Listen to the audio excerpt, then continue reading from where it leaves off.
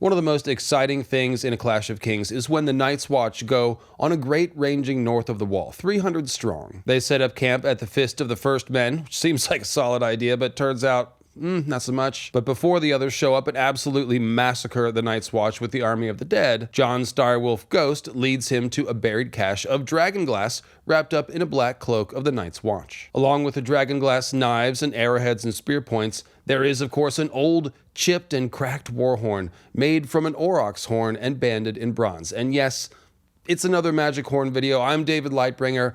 Peep my silly getup, like and subscribe if this is your sort of thing. Now, as you recall, the horn turns out to be broken. You know, Jon, he blows it, but he's unable to get any sound out of it. So it must be broken. At least that's what Jon thinks. And so Jon gives it to Sam as a relic and tells him to make it into a drinking horn and keep it as a souvenir of their great ranging to the north, which probably made more sense before Sam went on to have basically the worst time possible at the Fist of the First Men. Regardless, Sam still has it, and now he's in Oldtown where Euron Crow's Eye is poised to attack. And so many people have wondered, is this perhaps the real Horn of Winter, and is this the horn that Euron will blow to begin the apocalypse, which is something he seems to want to do very badly. Now, I wish I was the first person to compare George Martin's spread of potential magical horns to the spread of potential holy grails from Indiana Jones and the Last Crusade, but alas, I am not. However, the comparison is kind of unavoidable if you're of a certain age, and of course this was a hugely influential movie during the 90s when George R. R. Martin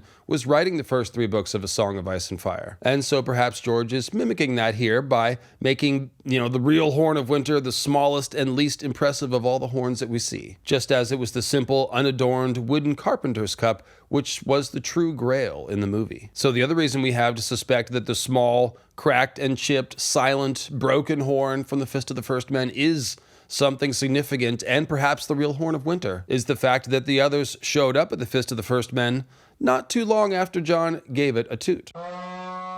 So he thinks it's broken because it didn't make any sound, but maybe it's not broken. Maybe it's a magical horn that is silent, like some sort of silent dog whistle for the others. After all, if magic horns can summon and bind dragons and maybe krakens, why not White Walkers? So I myself am of the opinion that all 3 horns are actually magic and do something. I mean, Dragonbinder is obviously magical. I just made a video about the 8-foot-long so-called Horn of Jormungand that Mance Rayder unearths in the Frostfangs and brings to the wall. And in that video, I proposed that that's actually some sort of ancient Dragonbinder horn created in Westeros in the Age of Heroes. So that one would definitely be magical. And as for this little broken, quote-unquote broken horn, well, I'm sorry, but I just don't think there's any way that George has moved such an ancient and mysterious horn from the Fist of the First Men to the very place where Euron is about to attack because it's a harmless relic that does nothing. I mean, I suppose that could be, but it could be magic, and we're going to entertain that idea today. And I think the real question here is what this quote-unquote broken horn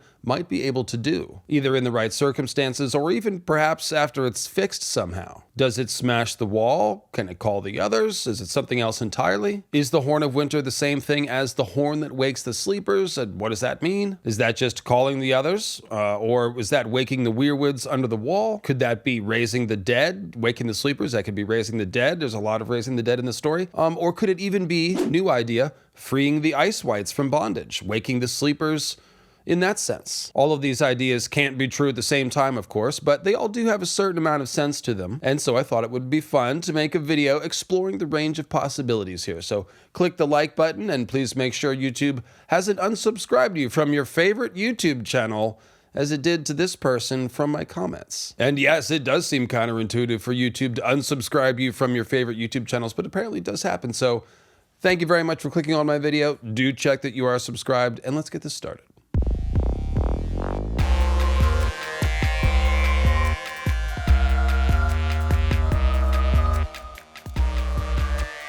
That's right, a delivery for Euron. Is there anyone living here by the name of Euron Crow's? Got a package for Euron Crow's Eye from a Mr. Sam Tarley of Horn Hill. And by the way, there could be some sort of joke here about Sam's horn being found next to a big hill and Sam being Sam from Horn Hill. Let me know in the comments what you think is going on there. But I do know that the Germanic word mund can mean hill, as in mound, or earth, as in Axis Mundi, and so Horn Hill could be called Hornmund, which sounds a lot like Tormund, who is a hornblower.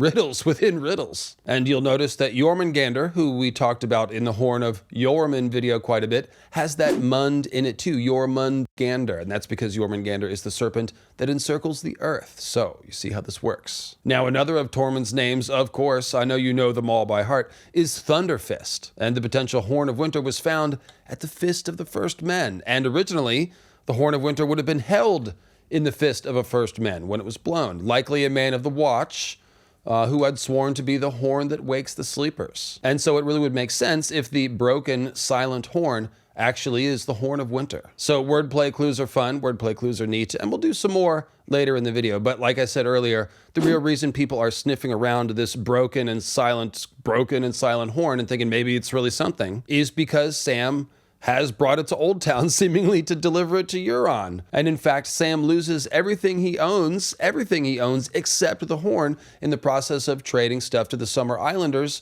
to get them to agree to take him and Gilly and Maester Aemon aboard the Cinnamon Wind and out of Braavos, where they had been stuck thanks to the fact that Marillion's honor is as scummy as the canal water that Arya dumped his body into. And I feel like that sentence maybe got a little bit out of control, but seriously, f that guy.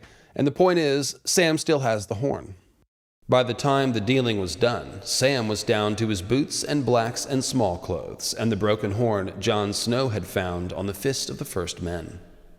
Sam even gave his sword and scabbard to Zondo to thank him for pulling Sam out of the scummy canal water and saving his life. So this horn is literally his only possession at this point. He doesn't really think about it much, and it isn't mentioned in any passages with explosive symbolism, but Martin, a couple of times in A Feast for Crows, does make sure that we know he still has it. Euron, on the other hand, does not still have the Dragonbinder horn. As you'll recall, he's sent it with Victarion to Meereen, half a world away, and that's somehow supposed to result in Euron obtaining one of Dany's dragons. I sketched out my theory about how that's going to happen in the Victarion-Viserion video, so check that one out. But the point is, it's going to be a while before Victarion or anyone else can bring that horn back to Euron. Euron is currently right outside Oldtown and does seem to be clearly planning on taking it, and I believe his intention is actually to be crowned in Oldtown as many kings before him have been, including Aegon the Conqueror. Euron does seem to want to blow a magic horn very badly based on Aeron Damphair's Shade of the Evening-induced nightmare vision of Euron, which, kids, never drink Shade of the Evening on an empty stomach, when you're tired, or when your gods have been exposed as lies. It says that right on the bottle. You know what waits below the sea, brother? The drowned god, Aeron said. The watery halls. Yuri shook his head. Worms. Worms await you, Euron. When he laughed, his face sloughed off, and the priest saw that it was not Yuri, but Euron, the smiling eye hidden. He showed the world his blood eye now, dark and terrible. Clad head to heel in scale as dark as onyx, he sat upon a mound of blackened skulls as dwarves capered round his feet, and a forest burned behind him. The bleeding star bespoke the end, he said to Aeron. These are the last days when the world shall be broken and remade. A new god shall be born from the graves and charnel pits. Then Euron lifted a great horn to his lips and blew, and dragons and krakens and sphinxes came at his command and bowed before him. Kneel, brother, the crow's eye commanded. I am your king. I am your god. Worship me, and I will raise you up to be my priest. So it would be one thing if Euron was blowing the dragon horn that we've seen him possess and calling dragons in this vision, but instead the horn is just described generically as a great horn. He's not just calling dragons, but also krakens and sphinxes. And of course, the entire vision sequence and the other vision sequence in this chapter is basically just laden with apocalyptic symbolism. Euron is declaring himself to be a new god, born amidst the destruction of the end times, which he's reveling in. It's almost like he wants to start Ragnarok or something. And who are you, child? Folly of Flowers, Lord Hewitt's natural daughter. I am to be King Euron's salt wife. You and I will be kin then. Aeron Damphair raised his eyes to hers. His scabbed lips were crusted with wet porridge. Woman! His chains clinked when he moved. Run! He will hurt you! He will kill you! She laughed. Silly, he won't. I'm his love, his lady. He gives me gifts, so many gifts. Silks and furs and jewels. Rags and rocks, he calls them. Rags and rocks, that's what Euron offers. Ragnarok, the end times, the last days. And this is actually one of my favorite George Martin simple wordplay clues, rags and rocks, Ragnarok, just because it shows that some of this stuff is kind of dorky, lit nerd, fun, homophone stuff, like Woon Woon, the Giant, being a reference to George's favorite football team, the Giants, and their famous quarterback Phil Simms, who wore number 11, i.e., 1-1, so 1-1 the Giant. Don't ever think that George is above something like this. That Rags and Rocks passage, like I mentioned, is from Euron's Forsaken Winds of Winter chapter, so it's all part of George showing us where Euron's arc is heading. Into the apocalypse, grinning madly. And so the point is, the wordplay clue just backs up what else is going on in the chapter. All of which is to say, again, that I think George has probably delivered a horn from the north of the wall to within Euron's grasp, so Euron can blow it himself and cause some trouble. If Sam's horn can knock down the wall or summon the others, well, either of those options would be fittingly apocalyptic in keeping with the vision that we just read. All right, just for a second, let's talk Night King Crow's Eye, because as most of you will know, Euron doesn't just have general apocalyptic symbolism, but specifically symbolism that implies him as a leader of the others, as a potential future leader of the others. Now, sometimes this kind of thing is purely parallelism, such as with Aemond One Eye. He's got Night's King symbolism, but I'm sorry to tell you, he is not going to come back from the dead and lead the others. I do like him, sorry Aemond fans, but that's not going to happen. He's just a character Martin is using as a proxy to tell us things about Night's King. Anybody with one blue eye, that's going to be a Night's King figure. So too for Waymar Royce, who like Aemond and Euron has the one blue eye symbolism. Much like Night's King, Waymar starts out as a Night's Watchman, but comes under the magical influence of the others, and then turns against his fellow watchmen. So yeah, check out the video, A New Night's King. And the point is that in Euron's case, it's not just parallelism. I think that Euron will actually become a leader of the others, a new Night's King, hence the name of the video. Although technically it could be some sort of ancient Night's King spirit from the Weirwood net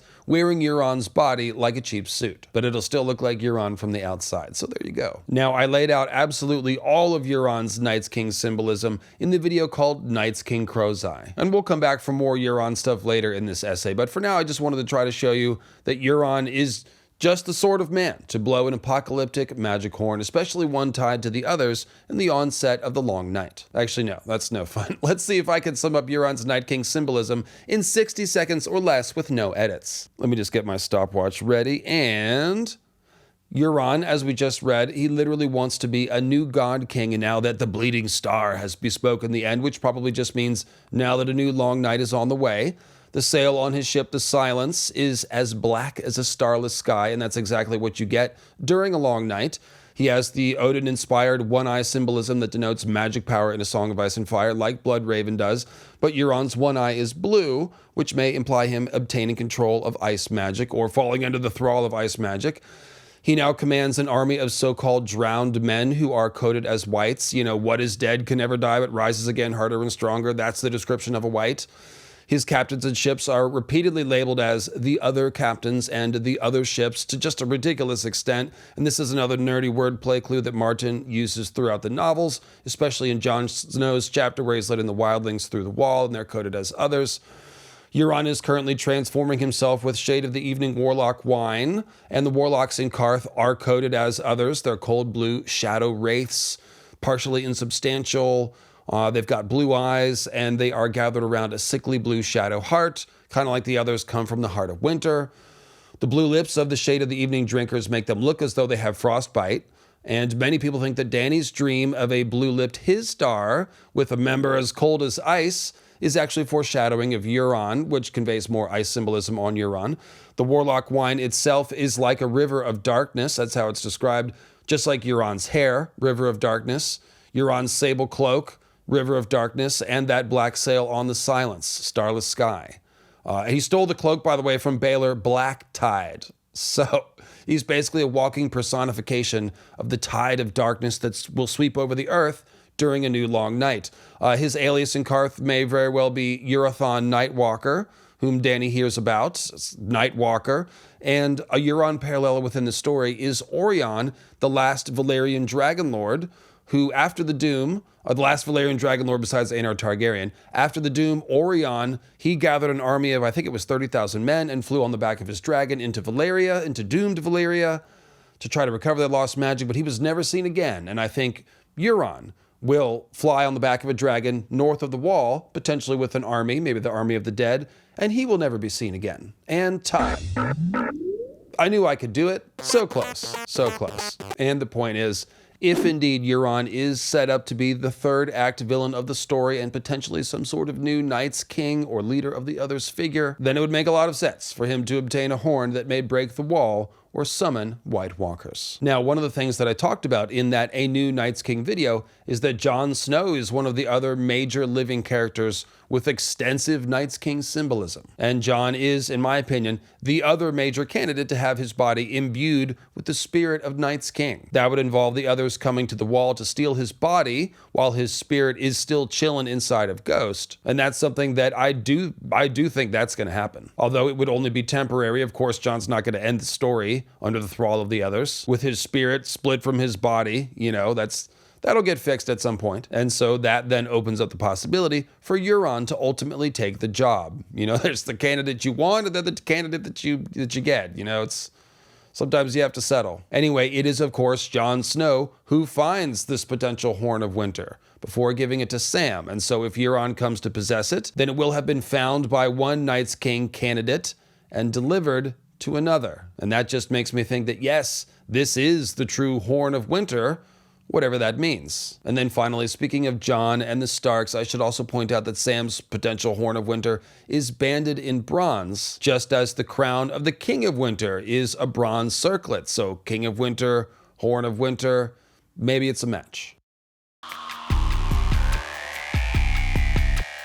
All right, so now that I've hopefully convinced you this broken horn is worth taking a closer look at, let's go next to the idea that this Horn of Winter can summon, call, or even bind the others, because that's a pretty cool idea. And this isn't my idea originally. This is it's been floating around the fandoms for a long time thing. If you know whose idea it was originally, let me know. But in the process of fleshing out this possibility, I have come up with some new ideas that I'm eager to share with you. So first of all, it's not clear how much time elapses between Jon tooting the horn at the Fist and the others in whites showing up at the Fist to, again, absolutely just destroy the Night's Watchman. One Jon chapter in Clash ends with him discovering the buried dragonglass and horn, and his next chapter picks up a few days later, we're not told exactly how many, with the arrival of Qhorin Halfhand. So as Jon hears the horn blast announcing the arrival of Qhorin and his rangers, he thinks to himself that on closer examination, the horn had proved cracked, and even after he had cleaned all the dirt out, Jon had been unable to get any sound from it. The rim was chipped as well, but Sam liked old things, even worthless old things.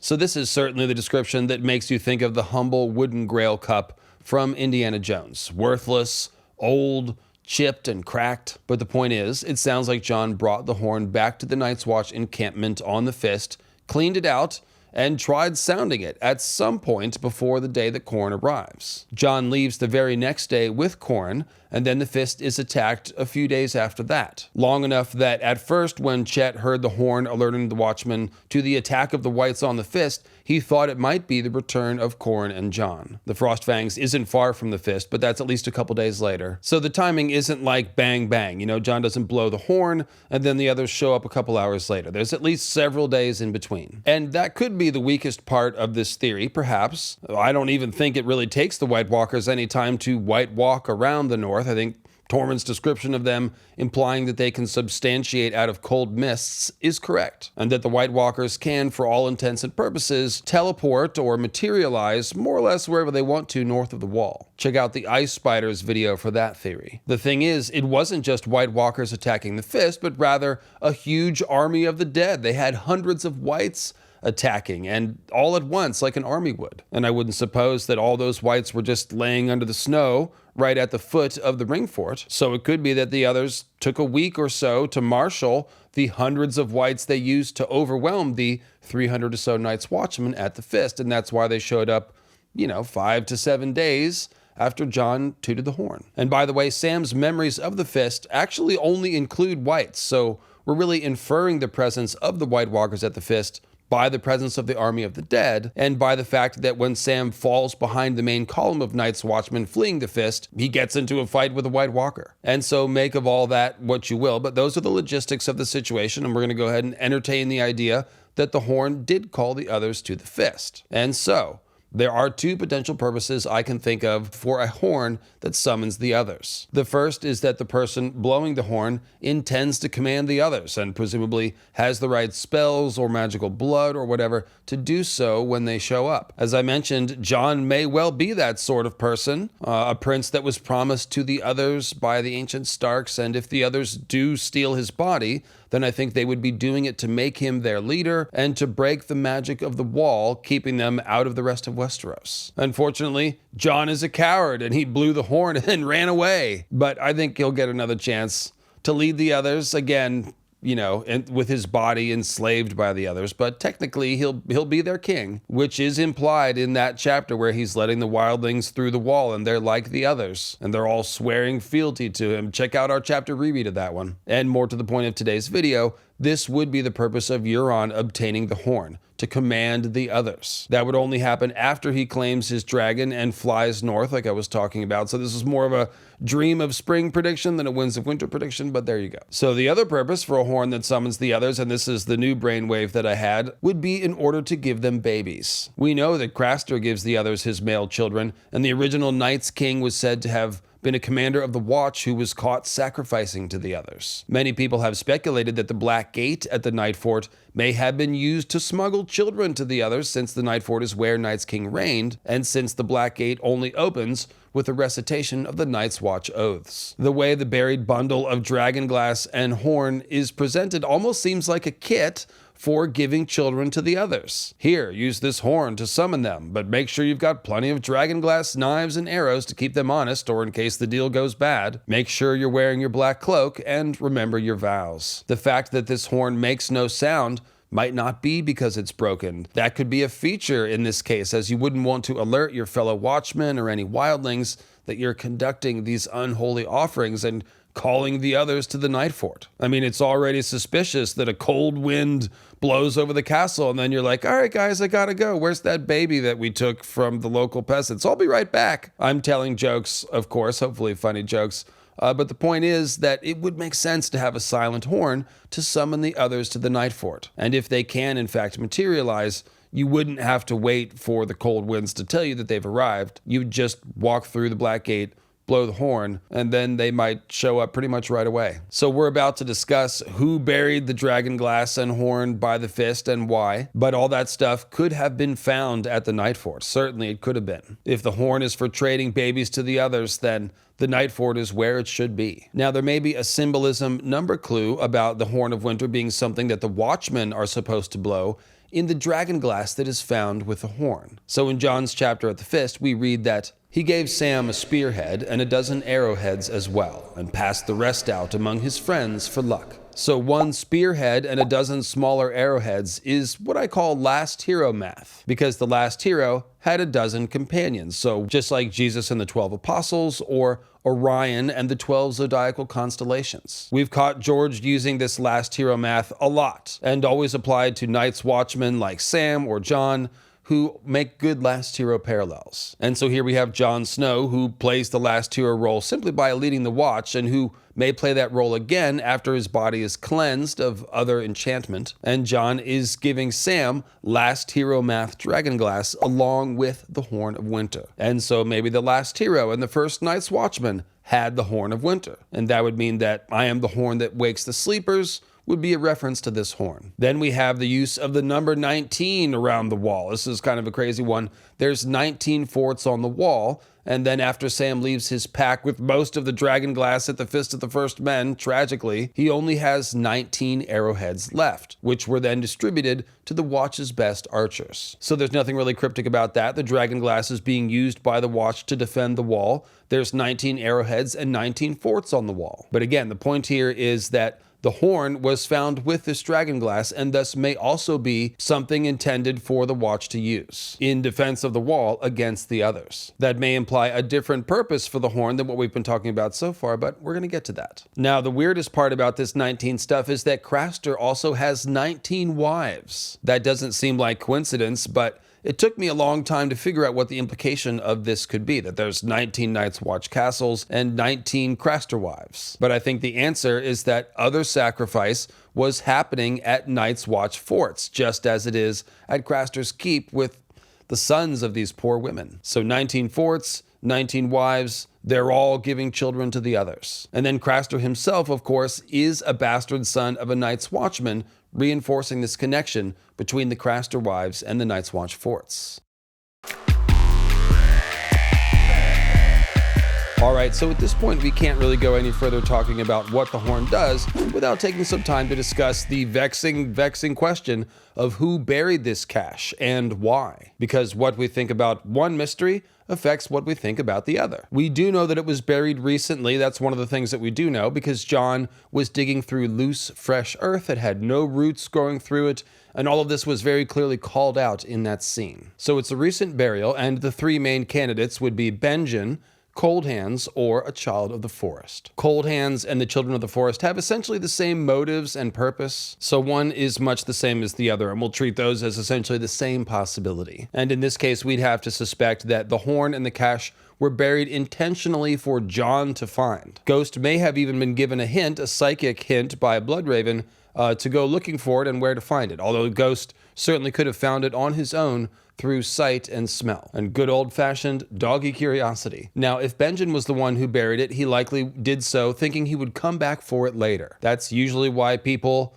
in days of yore and pre-modern times would bury such a cache of weapons. And when we think about a buried cache of obsidian, we can't help but think of the Native Americans, specifically the Clovis people. They would often bury caches of weapons, planning to return to them, and it's from the ones that nobody ever returned to that we have found that we have gained some of our best Clovis points and learned a lot about their culture. So yeah, Benjen may have buried it thinking he was going to come back to it. Perhaps he was pursued by the others or the wildlings, and maybe he buried the stuff so that he wouldn't be caught with it, or because dragging around a sack full of dragonglass slows you down a little bit if you're trying to run. So maybe he's camping at night, he knows when the sun comes up, his enemies will be upon him, and so he buries it at night and then makes a run for it the next day. Alternately, Benjen may have acquired this stuff, but then still had something else he wanted to do, and so he buried it simply thinking he would come back for it later when he was done whatever he was doing, but instead he got done and now he's dead. In other words, the main difference between Benjen bearing it and Cold Hands or the children bearing it is that only Cold Hands or the children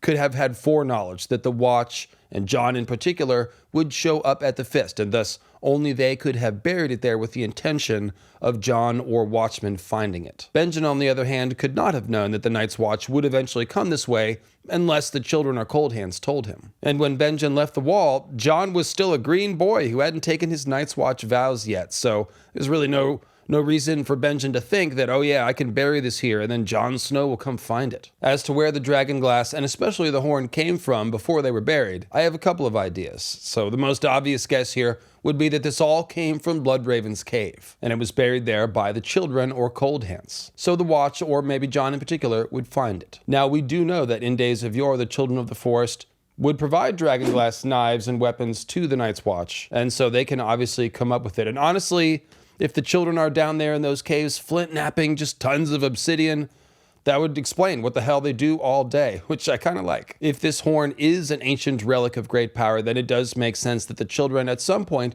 got their hands on it and tucked it away for safekeeping until the moment is right. I must say, though, that this scenario really only makes sense if the horn is a weapon to use against the others, and more on this in a moment. I mean, if the horn knocks down the wall or calls the others and makes you the master of the others, then why would Cold Hands or the children give this to Jon without some sort of a warning about not blowing it at the wrong time and calling the White Walkers and the army of the dead to the Fist of the First Men? I'm thinking that they would only give Jon the horn if they meant for him to blow it at some point. Now, if the horn's purpose is pro-others, so to speak, either to command them or break down the wall, or to give them sacrifices. Then I would guess that Benjen is the one who buried it and that he was essentially trying to keep it out of enemy hands. Likely he would have wanted to get this dangerous weapon back to Castle Black for safekeeping, south of the wall, just as he would have wanted to get this huge cache of dragonglass back to Castle Black so that the Night's Watch brothers can use it. As to where Benjen found all this wonderful stuff, well, theoretically,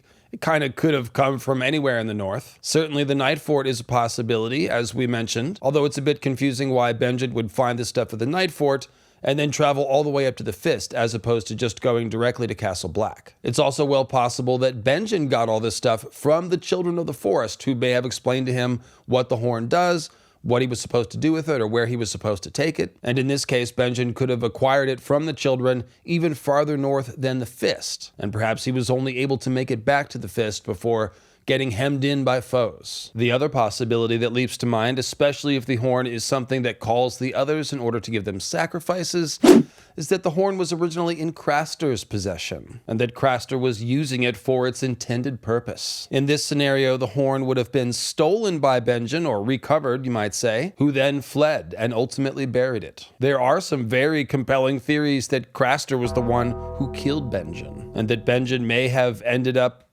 as some of those hard black sausages in Craster's larder. They're black blood sausages, and the brothers bleed black blood, so to speak, so. More cannibalism. Oops, it's all cannibalism. And if this is the case, Benjen stealing the horn from Craster may have been the source of the conflict. That would be especially compelling because Jon Snow, when he learns the truth of Craster's sacrifices to the others, Lord Commander Mormont tells him, hey, all the Rangers know about this. And he's like, even my uncle? And he's like, all the Rangers. So that's been kind of a blemish on Benjen's honor, but what if he was trying to do something about it? That would be pretty cool, and hopefully one day Martin will explain this to us. So as you've been seeing on this map here, the 3 locations that we're talking about are all sort of connected to the Milkwater River. The Fist of the First Men, Craster's Keep, and the part of the wall where the Night Fort is. If Benjen did get this horn from Craster, it could be that he fled north to throw off his pursuers, since they would have assumed he would be fleeing south, or it could be that north was the only available direction to flee. So I really do like this idea of the horn coming from Craster,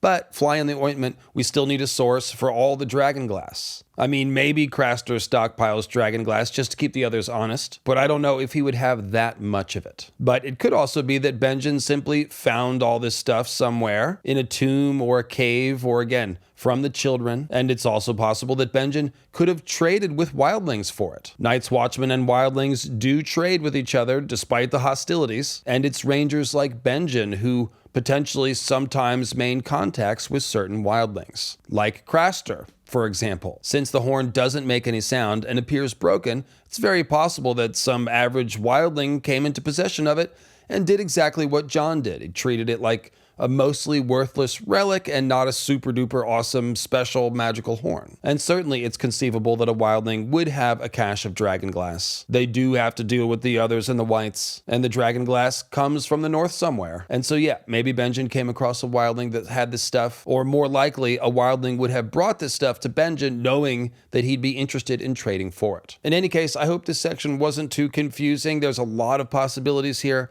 I did my best to follow all of these potentialities, logically to their endpoint. But please do let me know in the comments what you think, if I've missed anything, and just what you think is the most likely truth here. With that said, I did just tease you guys with the idea that the horn could be used as a weapon against the others. And so let's talk about the part of the Night's Watch vows that speak of being a horn that wakes the sleepers, and what that might mean. He want to. He want to. He want to.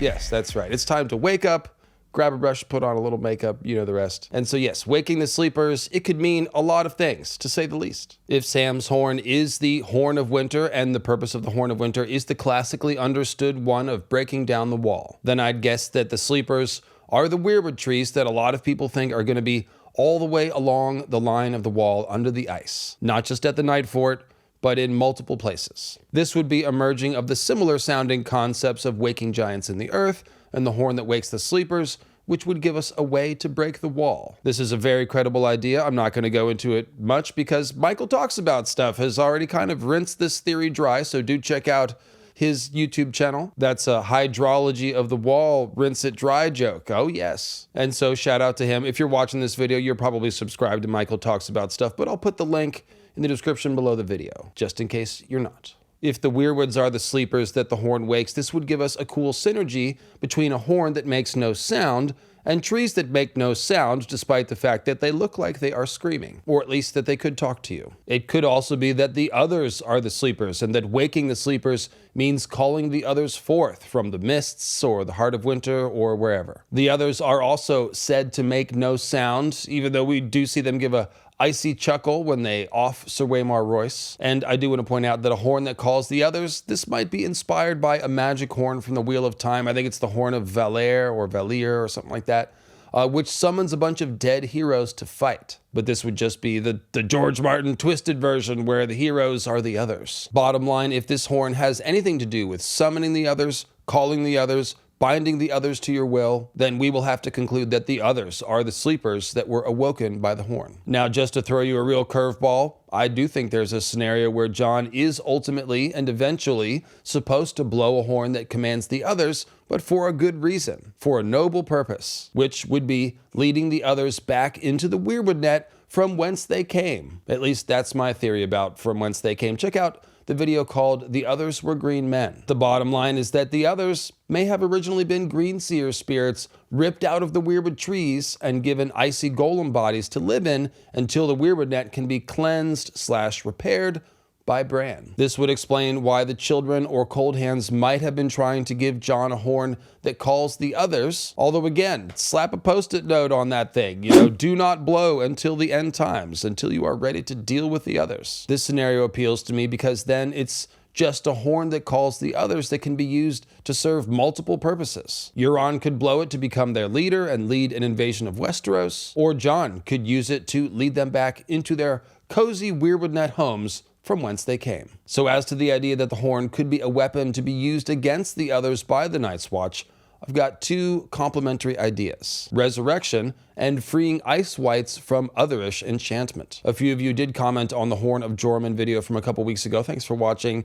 Wondering if Sam's horn might be a resurrection horn, in line with the Night's Watch vow about waking the sleepers, with the sleepers here being basically any dead Night's Watchman or dead person in need of resing. So think of Cold Hands after the others or the Whites killed him, as the Children of the Forest told us they did. It's my belief that Cold Hands is not unique, and that other Night's Watchmen have been either resurrected or freed from otherish enchantment over the years. So learning that there is a magical artifact which facilitates that process would make a lot of sense to me. Now, I have always assumed that Cold Hands was first ice-whited by the others and then somehow freed by the children. But maybe that's not the case. Maybe the Horn of Winter can perform an ice magic resurrection that isn't tied to the others. So maybe he was just killed and then raised as a cold zombie, but with black eyes, not the blue eyes, and he was never enchanted by the others at all. And then as to why Jon didn't raise any corpses when he blew it at the Fist of the First Men, it could be that there are spells that are needed to make that happen, or more likely just blood sacrifice that wasn't done. Some sort of component that was missing when Jon blew it. Or maybe it has to be fixed. Maybe it really is broken and needs repair. One other thing about the idea of a resurrection horn,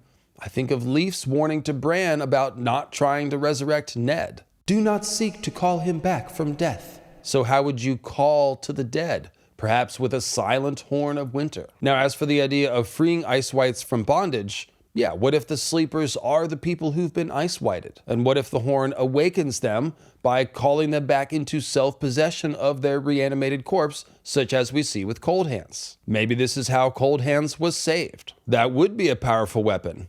A way to fight fire with fire, except it's ice. So instead of the others always killing humans and then adding them to their army, the living would be able to steal whites back from the army of the dead, or at least set them free and thereby reduce the number of their foes. A resurrection horn is also a power that could be used for good or ill, depending on who's blowing it and what their motives are. And in general, that's a pretty appealing idea, because that's how most power works. It can be used for good or ill, and so seems like the way that George might write it. Now, one thing I have noticed while reading these chapters over the years is that when the horn sounds to alert the Black brothers to the attack of the others of the Whites on the Fist of the First Men, Sam is a sleeper who is woken by that horn. So the quote you see on the screen here is from Chet's prologue chapter of A Storm of Swords, and as you can see, he is sneaking up to try to kill Sam when the horn sounds and interrupts him. This is the first of 3 horn blasts, so Chet's thinking at first that it's a ranger returning, and then Sam wakes while the first blast is still ringing out. Now what's really funny is Sam's passage from A Storm of Swords, where he recalls this exact moment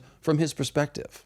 When the horns blew, Sam had been sleeping. He thought he was dreaming them at first, but when he opened his eyes, snow was falling on the camp, and the Black brothers were all grabbing bows and spears and running toward the ring wall. Chet was the only one nearby, Maester Aemon's old steward with the face full of boils and the big wen on his neck. Sam had never seen so much fear on a man's face as he saw on Chet's when that third blast came moaning through the trees. "Help me get the birds off," he pleaded, but the other steward had turned and run off, dagger in hand. He has the dogs to care for, Sam remembered. Probably the Lord Commander had given him some orders as well.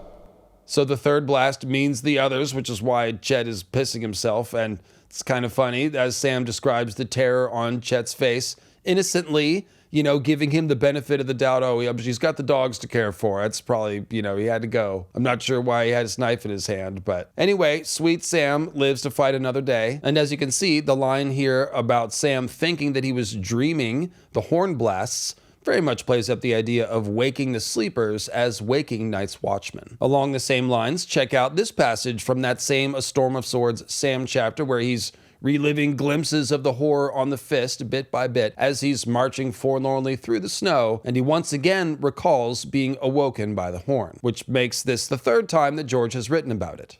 And still the cold was in him. His feet especially. He couldn't even feel them now, but only yesterday they had hurt so bad he could hardly bear to stand on them, let alone walk. Every step made him want to scream. Was that yesterday? He could not remember. He had not slept since the Fist, not once since the horn had blown, unless it was while he was walking. Could a man walk while he was sleeping? Sam did not know, or else he had forgotten.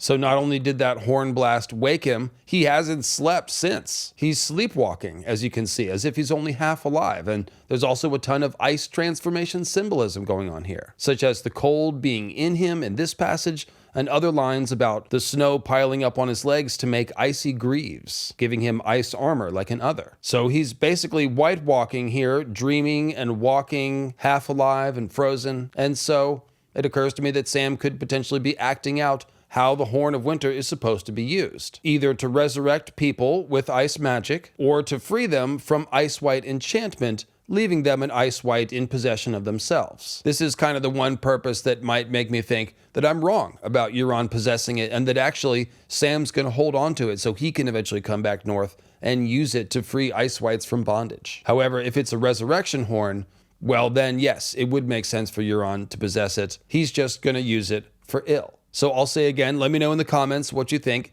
And if you really want to get into this mystery, I would recommend rereading that Storm of Swords Sam chapter where he's marching back from the Fist. That's the one that actually ends with him fighting the White Walker. Sir Puddles, rest in peace. So like I said, I hope this video hasn't been too confusing. There are a lot of possibilities here. I've done my best to sort them out. We know they can't all be right at the same time, but they all do make a certain amount of sense. So I've tried to treat them all fairly and explore the different options so that you can review the information and assemble your own Winds of Winter, Horn of Winter theory. And bottom line, I hope this was fun to watch. It was fun to make, and I'm really hoping that some of you in the comments might have some clues or observations that I didn't, so that we could finally figure out what the fuck is happening here. If you do leave a good question or comment, I probably will read it on the Sunday Live. I've been doing that recently. We're calling the Sunday streams Westeros Talk now, so I'm taking a lot of questions and talking about the videos that I just did, and yeah, it's fun. We're doing a variety of topics, so leave me a good question or comment and I'll read it and give you a shout out. With that said, I do appreciate y'all. Thanks for watching my videos, and I'll see you on Sunday.